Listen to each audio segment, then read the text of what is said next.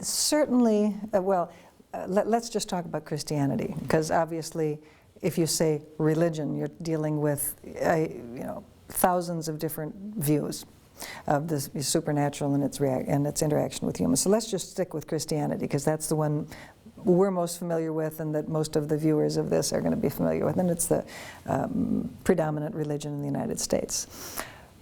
Within Christianity, there certainly are traditions that use that kind of reasoning. You start with the revealed truth, and that governs your reflection upon empirical evidence, shall we say. It trumps logic, reason, and empiricism.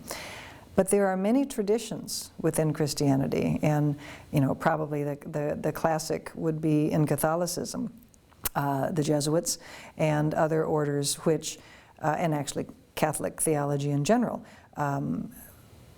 gives great weight to both revelation and reason. In fact, there was a statement from John Paul, the previous pope, and I don't know if there's, I forget exactly what, but it was reason and revelation. That wasn't quite the title, but it was a whole papal statement about the importance of the balance of this, and you cannot have a faith that is only based upon revelation. You have to have the combination of both. So one of the interesting things, I personally am not a believer, but as an anthropologist, I'm not an anti-believer. I have a great interest in religion, and I'm not anti-religious in any respect.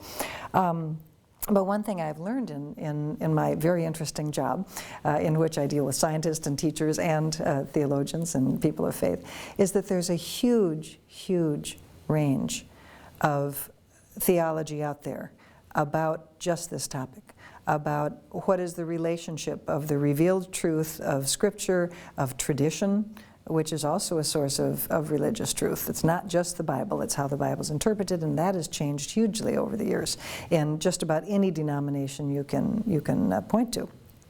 But it's also the tradition.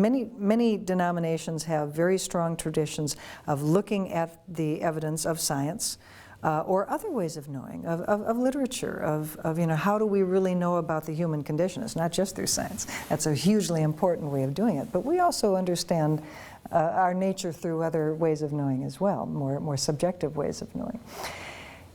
And weighing all that together and looking at that in relationship to what are the true concerns of religion, which really have to do with what is the relationship of human beings to this supernatural entity. And his, her, its, their relationship to us. That's really what religion is all about. Religion really isn't about how Grand Canyon was formed.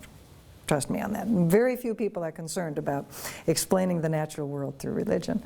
There's an awful lot of rendering unto science, what science is really good at. Where the conflicts arise, it seems to me, is where you get two camps kind of poaching on each other's turf, so to speak.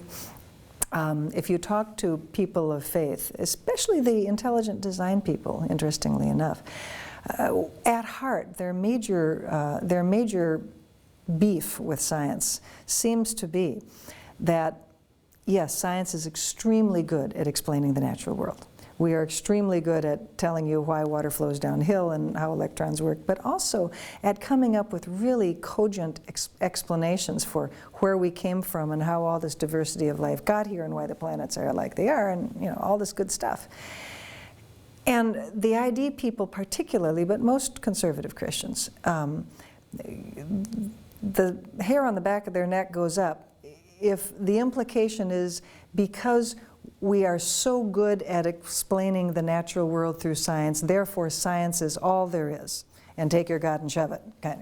They don't want to be told that God, who is very important to them, is irrelevant to the natural world. Now, given that, there's a whole lot of ways within Christian theology that God can interact with the natural world or not. One kind of Christian theology is deism, where God kind of set the whole operation in motion, and then just is sort of sitting back and watching it tick along, or maybe even not watching it. Maybe he's off someplace else, or creating a new universe, or whatever. That's not a very satisfactory God to most Christians. Although, interestingly enough, the founding fathers of the United States, people like Jefferson and Washington and Franklin and all those guys, they were pretty much deists. They had this fabulous God who kind of got everything rolling, but then isn't really around a whole lot. But most Christians want more of a personal God. But how much that more personal God interferes or intervenes in nature is something that Christian theology ranges very widely on. And there is some Christian theology that is really not compatible with science. Science is looking at natural explanations for stuff. And if your theology has God coming in and meddling all the time, that makes it very difficult to do science. But as it happens, we can do science very well by just restricting ourselves to natural cause, which of course has produced a lot of Christian theologians, or encouraged a lot of Christian theologians to consider that God actually doesn't interfere a lot in the natural world, which means science can just go ahead and operate the way it really does. Okay, I'm just going to wind it up with one last question.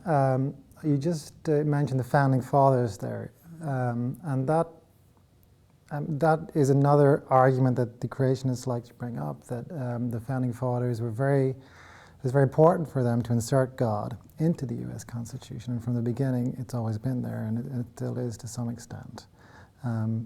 Do you have an opinion on that, or would you like to comment on that? Well, you'd probably be better off getting a historian to comment on that, but from my limited knowledge, God actually doesn't show up in the Constitution. You have the Declaration of Independence. We hold these truths to be all men were created equal and endowed by God with certain inalienable rights, etc. And by the way, just as a footnote, that is a really misunderstood quote. All men are created equal, we'd say all humans are created equal, doesn't mean they're identical. That is a statement of law. That means that under the law, men, women, rich, poor, property, not property, although the Constitution wasn't too good at that, tall, short, dumb, smart, sick, healthy, all human beings are equal under the law. It doesn't mean that they're all identical, because some of them are tall and short and fat and thin and male and female, and we're not identical, but we are equal. Equality should not be confused with identicalness, but that's another topic. God is in the Declaration of Independence. It's not really in the Constitution, as I understand it, but that's one of those empirically determinable points that can be looked at.